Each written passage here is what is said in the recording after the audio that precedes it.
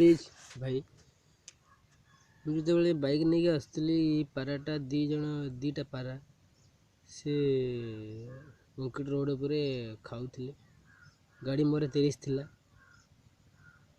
ଆଉ ମୁଁ ଭାବିଲି ପାରାଟା ଉଡ଼ିଯିବ ଭାବିକି ମୁଁ ତ ଆଉ ଜାଣିପାରିଲିନି।